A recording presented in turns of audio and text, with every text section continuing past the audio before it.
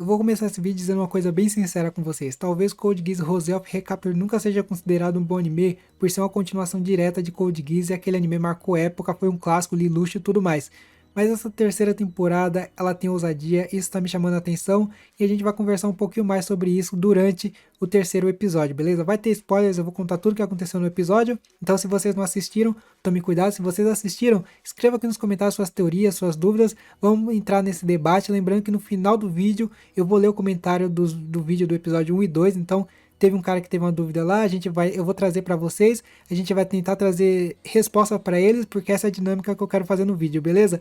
Eu quero que todo mundo se sinta incluído aqui, e no final do vídeo do episódio 4, eu vou trazer as dúvidas e as teorias de vocês do episódio 3, que vocês comentaram aqui hoje, de baixo aqui nos comentários, beleza? Então vamos fazendo isso, deixa o like, se inscreva no canal porque é muito importante, e bora falar do episódio 3, que começa com o ataque às 3 bases da resistência, né? A gente conhece personagens novos, tem um ataque, a gente acaba descobrindo depois que 2 dessas bases foram destruídas. Foi uma introdução bem legal, porque a gente acabou vendo personagens novos, como a Nara, o Christoph e o Health. Eles têm nightmares diferentes, eles têm habilidades diferentes, um já foi embora, mas enfim, a gente vê também o Kuroto sendo o líder novamente, né? Porque no episódio 2 ele estava preso. Então ele e o Rosé criando a tal Operação Ratoeira para tentar proteger pelo menos uma das bases. Eles conseguem. Essa é só a introdução do anime, a gente vê o ataque simultâneo bem legal da New Britannia. Foi o que me fez querer continuar assistindo o episódio, porque como as pessoas que conhecem o canal sabem, eu gosto de fazer a regra de 3, né? Ver 3 episódios, se me interessa eu continuo, se não interessa, bye bye. Enfim, esse terceiro episódio, essa introdução foi bem interessante e me deixou curioso para saber o que ia acontecer durante o episódio inteiro. Aqui está os dois criando seu plano mirabolante. Bora falar agora sobre o que aconteceu realmente no episódio 3 de importante. A gente acabou vendo, né, então a Operação Ratoeira, que foi a única coisa que deu certo no episódio, onde acabou salvando uma das bases, senão a New Britannia já tinha ganhado, meus amigos. Então aqui a gente já viu que o Rosé junto com o Kuroto tem planos, tem soluções para alguns ataques, que foi algo muito legal, que acabou com a morte do Help, né? A gente mal conheceu o personagem, já morreu. Isso é uma das coisas que eu disse no começo sobre ousadia. Os personagens importantes estão morrendo. No Code Geass clássico a gente tinha 2 personagens importantes, que eram o Lelouch e o Suzaku, só que não tinha outros assim de que batia de frente. Claro, depois que foi passando os episódios tinha, mas logo no episódio 3 ter tantos personagens assim e morrerem tantos também, cara, eu acho isso muito surpreendente, porque eles estão mostrando que, olha, não se apegue a tantos personagens porque pode dar ruim. Inclusive, esse episódio aqui do Code Geass Rose of Recapture me lembrou muito Game of Thrones, porque a gente teve morte de rei, a gente teve outra pessoa assumindo o trono que não faz nem ideia do que fazer no trono, a gente viu o Norberg mostrando que ele é um líder nato, e ele vai passar por cima de todo mundo. Então a gente teve muita coisa interessante durante o episódio, né? Sem contar que a gente viu a ONU, né? Existe uma ONU em Code Geass onde está querendo resultados. Tipo, olha, Britânia está sendo atacada, está sendo destruída pelo Nil, eles vão tomar conta, o que vocês vão fazer? Vão ter Eleven mesmo?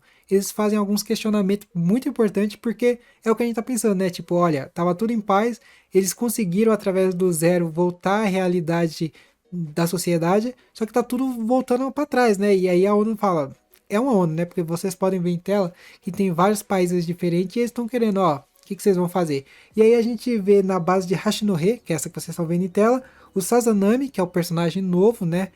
Outro personagem talvez seja o líder da Britânia mesmo, como vocês podem ver o símbolo atrás dele, um símbolo bem clássico, ele tentando dar explicações sobre o que aconteceu. E aí a gente descobre através dele que a base Lobo do Norte e a Aurora Oriental caíram, né? Acabaram as 2 resistências e agora só resta uma, pelo que eu entendi só resta uma. Eles também falam sobre os Cavaleiros Negros, eles falam que eles tentaram libertar 2 vezes e eles fracassaram, tipo, ó, os Cavaleiros Negros estão tentando fazer as coisas, mas não tá dando certo, resolve alguma coisa aí. Então a gente tem alguma relevância dos Cavaleiros Negros, porque foi uma das dúvidas, tipo, cara, cadê eles? Por que tá sendo atacado e não aparece ninguém? Talvez essa frase ficou meio ambígua. Talvez sejam, eles tiveram 2 tentativas de atacar e deram errado, e assim perderam força, ou eles foram presos e aí tiveram 2 tentativas de tentar ajudar eles e eles estão lá presos ainda. Enfim, ficou essas 2 soluções, eu quero saber qual vocês acham que seja a verdadeira, que foi a frase dele, né?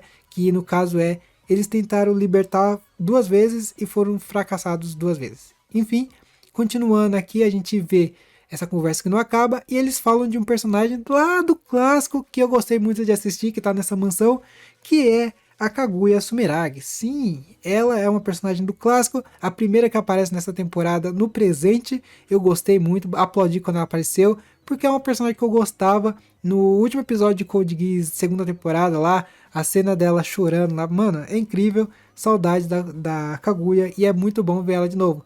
Não tem relevância nenhuma, só falam que ela está apoiando ainda o caso deles, mas nada de relevante, infelizmente. Esperamos ver mais Kaguya em tela, esperamos ver ela daquele modo antigo, ela e o amigo dela, que eu esqueci o nome. Enfim, fica aqui minhas expectativas, se ela tá apoiando, talvez ela volte e volte por cima. Para quem tava com saudade do Eti, né, de Code Geass, a gente viu um pouquinho dele nesse episódio, no episódio 1 e 2 não teve, e aqui a gente vê um pouco da Sakuya no jeito mais descontraído, digamos assim, da casa dela. Enfim, a gente tem um pouco de Eti. Quem tá acostumado com Code Geass sabe que isso é normal, a gente viu várias vezes durante a primeira e a segunda temporada. Agora tá mostrando que vai continuar, não mudar em nada na base dos dois animes. Enfim, vamos ver mais Eti durante os episódios. Se vocês gostam, se vocês não gostam, escreva aqui nos comentários também, porque é algo que eu sei que incomoda muitas pessoas, me incomoda, mas como eu tô acostumado com isso em Code Geass, por que eu vou falar, né? É aceitar e é isso. E aqui a gente tem a primeira cena tensa do episódio, que foi o Norberg com seus generais, né? Ele falando, olha, eu não aceito fracassos. Aqui a gente vê o Geass natural de um ser humano. A gente vê ele impondo o que ele pensa e o que ele acha através dessas pessoas, sem um pingo de remorso, sem um pingo de ação, sem comando de poderes, né? Ele fala, olha, cara, eu não aceito fracassos, você é Help. Fracassou, sua pena é a morte. E aí o Help, ele tem que simplesmente dar uma balada na cabeça. Sim, ele se mata durante o episódio. Esse em tela que vocês estão vendo é o Christoph, que atacou uma das bases e venceu. A outra foi a Nara, ela tá com outra base e também venceu. Então sobrou para ele, enfim, sobrou para Tia a morte, né? Porque ele caiu na Operação Ratoeira e foi explodido no meio de um monte de outros Nightmares. Em seguida a gente tem a apresentação de uma personagem nova, que é a Natália. Nessa parte da cena que vocês estão vendo, o Christopher rasga elogios, fala que ela protegeu o Imperador Cálice, que ela fez um monte de coisa boa, ela é quase uma pessoa adorada aí dentro, enfim, a gente vê que ela tem uma importância bem grande dentro do Império, só que no fim a gente vê também que ela é uma infiltrada e ela está ajudando a Kaguya a salvar a Sakura, Kaguya não, né, a Sakuya, a salvar a Sakura, que está presa lá como rainha até agora. Então ela é uma das bases da Sakuya em tentar resolver esses problemas, né? Ela sabe o que está acontecendo lá dentro graças a Natália.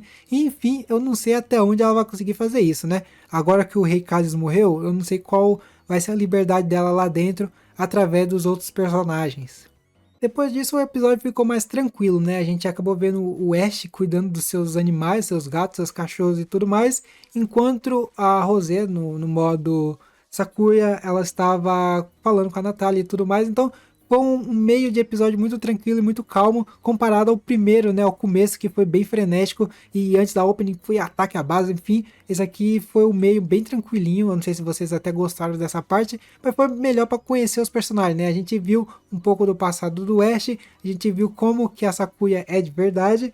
Isso foi algo interessante, pelo menos deu para tirar algumas coisas boas, né? Aqui é uma coisa que eu queria comentar com vocês, porque no último episódio, né, no último vídeo, na verdade, eu falei um pouco do que seria o Code Geass, o que seria o Geass da Kaguya, né, da Sakuya. Vou confundir agora toda hora porque apareceu a Kaguya no episódio. Eu falei até que esse colar talvez seja um Geass meio que genérico que colocaram nela, para ela conseguir usar os poderes sem mais ou menos ter o contrato, né? Acabei vendo nesse episódio aqui, melhor dizendo, que mostrou que esse colar serve para várias coisas, né? Ela tem 1001 utilidades, como por exemplo, mudar a voz dela, que eu não tinha percebido isso no primeiro episódio, e também mudar a cor dos olhos. Isso era uma coisa que estava bem óbvia para todo mundo. Eu achei esquisito não mostrar o Geass no olho dela até o momento então, porque não tem nenhum motivo para esconder, né? Não mostrou qual é o sentido, porque quando ela desativa, ela volta, digamos assim, à forma dela real, que é a voz e o olho. Enfim, quando ela tá usando o Geass, ela tá com o olho normal. Não sei como que eles vão explicar o novo Geass dela, por causa que é ativado pelo som das outras pessoas. Então eu tô muito curioso para saber. Eu achava uma coisa, já foi completamente descartado. Agora eu tô em dúvida do como funciona o Geass dela e como ela conseguiu, né? A gente viu que aparece o Lelouch nessa parte do episódio, mas não deixou muito claro de como foi feito esse contrato. Uma das coisas que eu quero comentar com vocês também é a espada do Rei Cálice. Ela me lembrou muito a espada do Lelouch, que foi passada pro Zero, que é o Suzaku, né? Que foi até a espada que causou a morte dele. Eu achei essa espada muito parecida com a original. Eu não sei até o momento onde está Suzaku nessa temporada, mas a espada, se não é muito parecida, é a mesma. Então, eu acho que essa espada aqui tem alguma coisa a ver, talvez não, ou foi apenas uma referência ao clássico, mas a espada dourada com o símbolo roxo me lembrou muito a espada que o Suzaku usou para matar o Lelouch lá no final do anime. Mais parte Slice of Life do episódio, né? A gente vê a Sakuya agora como maid durante um café que o Ash vai tomar. Ele acaba se apaixonando por ela. Ele fala isso no final do episódio, né? Me apaixonei por uma pessoa. E aí a gente descobre um pouquinho mais do passado dele, né? Que ele não é tão ruim quanto ele parece. Só que ele acaba falando que matou o líder da Britânia, né? O pai dela. Enfim, a gente vai ter uma revelação maior no final, se isso foi um acidente ou se não foi. Eu acho que esse episódio 3 foi conduzido para isso, né? Quando a gente chegar lá no episódio 12, vai mostrar que ela vai perdoar ele, porque não foi exatamente isso que a gente viu que ele falou. O Rei Cálice, pessoal. O Rei Cálice já foi de base. Eu gostei de uma cena porque eu acho que eu sei o motivo de ter ido embora. Tem uma parte que ele fala que ele não gosta, não é que ele não gosta dos Eleven, ele tem medo dos Eleven porque aconteceu aquela cena que ele quase morreu. Mas, né, eu acho que foi algo tramado pela Natália, não foi algo natural. E aqui mostra que ele podia ceder pro lado dos Eleven e não é algo que a New Britannia quer, não é algo que o Noberg quer. Então vamos nos livrar do Collins, porque do Collins, na verdade, porque ele pode estragar os planos da New Britannia, porque ele não é um rei que gera muita confiança, porque ele não tem, quero tudo pra mim, entendeu? Eu acho que ele morreu por causa disso. Não vamos deixar o Rei Carlos cair pro lado fraco da guerra, porque se ele escolher proteger também o lado dos Eleven, se ele escolher a paz, pode muito dos planos deles ir embora, e aí, né, já era, né? É a parte que eu falei Game of Thrones do episódio, porque como a gente viu, morreu um rei, que é muito importante, e já assumiu outro no lugar, né? E foi a Sakura virando rainha de New Britannia. Cara, na hora que eu vi essa cena, eu falei, mano, ela não sabe comandar nada. Ela fala durante uma parte do episódio que ninguém acreditou ainda que ela é outra pessoa, que o plano dela de vou esconder a verdadeira tá funcionando. E aí agora ela tem que comandar todo mundo ou ser uma digamos assim, uma figura de importância no meio de tantas pessoas inteligentes que podem matar ela no final. Simplesmente assim, ela dá uma bobeada, ela morre e coloca o resto em perigo ainda. Então, cara, esse final aqui foi o melhor. Posso dizer pra vocês que esse final aqui me deixa muito entretido pra saber o que vai acontecer durante o resto dos episódios. Sim, como eu falei lá no começo, né, que eu faço a regrinha dos 3 episódios, esse aqui me fez querer realmente continuar assistindo porque, cara, é uma trama que não dá pra saber o que vai acontecer. A gente viu tanta coisa acontecendo nesse episódio porque tem tantas revelações, tem tantos personagens morrendo assim freneticamente. 3 episódios morreu 4 personagens importantes, entre aspas. Cara, quem pode morrer mais? Enfim, eu fico aqui só no questionamento. Cara, eu quero saber o que vai acontecer. Eu gostei muito, Code Geass está me surpreendendo de verdade, como eu falei, talvez ele não seja reconhecido porque ele é uma continuação direta do clássico, mas ele tem sua importância e ele está mostrando isso para nós. Para terminar a nossa análise, então, né, vamos falar do personagem principal de toda a história, que é Lelouch, que apareceu com sua bandana vermelha a lá Cavaleiros Negros, né, porque eles usavam coisas assim, onde ele fala um pouco pra Sakuya o que é ter o Geass, né? Ela vai se isolar das pessoas e vai se afastar das pessoas que ama, e ela meio que percebe o que acontece quando ela aceita o Geass no final do episódio, né? Ela fala, putz, então foi isso que aconteceu, realmente as pessoas que eu amo estão sendo afastadas de mim, que é o caso da Sakura, né? Agora que ela é rainha, ela tá mais perto do perigo do que antes quando ela estava presa. E agora ela vai ter que fazer de tudo para salvar a pessoa que ela ama. E também afastar também porque ela afastou o Ash, né? A gente viu nesse episódio um pouco do relacionamento entre eles. Ela usou o Geass nele e ele agora está meio que gostando da Framboesa, que é a personagem que ela criou, entre aspas, que é a Maid, né? E, cara, o que será que vai acontecer? Foi uma bela participação do Lelouch aqui no episódio, porque dá um norte do que foi esse Geass para ela, né? Quem deu esse Geass para ela, como foi que ela conseguiu. Mas gera mais perguntas do que respostas. Eu mesmo estou em dúvidas de algumas coisas, como eu falei para vocês aqui, conforme foi falando no vídeo. Só que ele apareceu no passado, a gente sabe que tem um filme, né, entre a segunda e a terceira temporada, muito importante agora. E talvez tenha que saber em que momento teve essa cena. Eu acho que não foi dito quanto tempo se passou entre cada um dos episódios, dos filmes, da série, enfim, não foi dito quanto tempo se passou, então eu tenho em dúvida de qual foi o momento que os dois se conheceram. e qual é o resultado disso, né? O que vai acontecer quando chegar no presente e os personagens clássicos tiverem que aparecer. Então agora eu vou ler a pergunta do nosso amigo NAF9392 que você está vendo em tela, onde ele falou que sim, eu só fiquei muito confuso porque tipo, não se passaram muitos anos desde o Zero Requiem, que seria o final da segunda temporada. Então tipo, como o Suzaku e os antigos Cavaleiros Negros deixaram o Japão se fuder de novo? Cara, eu posso dizer pra vocês que é dito nos 3 episódios, ou pelo menos em 2, que os Cavaleiros Negros eles estão tentando proteger, só que estão fracassando. Pensa o seguinte, a New Britannia ela sabe que a força dos japoneses, né, dos Eleven, é os Cavaleiros Negros. Então o primeiro ataque deles foram no Cavaleiro Negro, tipo, vamos evitar que eles façam qualquer coisa. E ainda tem a barreira. A barreira serve para não ter ataques de um lado para outro. E aí eles estão usando isso para se defender. Então, como é dito nesse terceiro episódio aqui, eu não sei se você assistiu, é que eles tentaram 2 vezes e fracassaram. Ou, como eu falei, eles estão presos e tentaram salvar eles 2 vezes e deu errado. Aí fica a dúvida, né? Porque a gente não sabe qual foi o real motivo da frase do Sazanami ou se a tradução que eu vi não estava muito certa. Fica aqui o questionamento, mas, como eu falei, o Suzaku ele ainda não apareceu em nenhum momento, não foi mencionado, a gente não sabe nada que ele está fazendo e é um personagem muito importante porque ele é o Zero e o Zero é o símbolo de salvação do Japão, né? Então a gente não sabe muito bem o que aconteceu.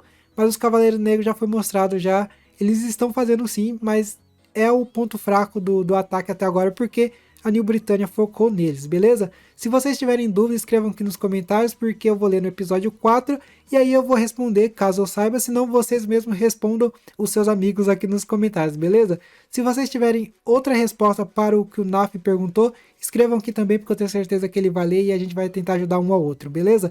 Então é isso, pessoal, muito obrigado por assistirem até aqui, até semana que vem e falou!